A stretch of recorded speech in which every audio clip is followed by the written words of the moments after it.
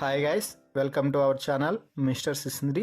Big Boss Telugu season 9లో ఈ వారానికి సంబంధించినటువంటి నామినేషన్స్ అయితే అప్పుడే ప్రారంభం అయ్యాయి అని చెప్పవచ్చు.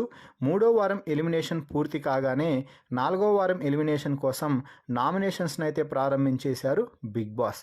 అయితే ఈసారి కూడా Bigg Boss tenants versus owners అన్నట్టుగానే కాన్సెప్ట్ని మలచి అలాగే ఓపెన్ నామినేషన్స్కి తెరలేపడంతో మరోసారి ఉగ్రరూపం దాల్చారు కంటెస్టెంట్స్ అని చెప్పవచ్చు. ముఖ్యంగా దివ్య వచ్చి బిగ్ బాస్ హౌస్లోకి అందరికీ మంచిగా వాళ్ళకి ఆటకు తగ్గట్టుగా రివ్యూ ఇవ్వడంతో ఎవరు ఏ తప్పు చేస్తున్నారు, ఎవరు ఎలా ఆటని సరిదిద్దుకోవాలి అంటూ అందరికీ హింట్స్ కూడా అందుకోవడంతో ఇక ఈ వారం నామినేషన్స్లో ఆ హింట్ ఆర్గ్యుమెంట్తో అయితే దుమ్ము రేపి పడేశారు ఒక్కొక్కరు.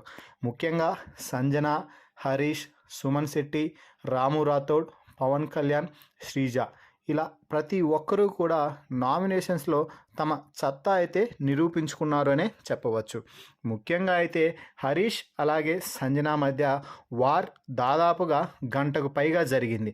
ఎవ్వరూ కూడా తగ్గకపోవడంతో చివరికి బిగ్ బాస్ మధ్యలో కలుగు చేసుకోవాల్సిన పరిస్థితి వచ్చిందంటేనే అర్థం చేసుకోవచ్చు నామినేషన్స్లో ఏ రేంజ్లో గొడవలు జరిగాయో. ఇక ఈ వారం శ్రీజ కూడా మరో స్ట్రాంగ్ ఆర్గ్యుమెంట్తో తనని నామినేట్ చేసిన వారికి అలాగే తను నామినేట్ చేసిన వారికి ఇద్దరికీ కూడా క్లాస్ పీకి పడేసింది.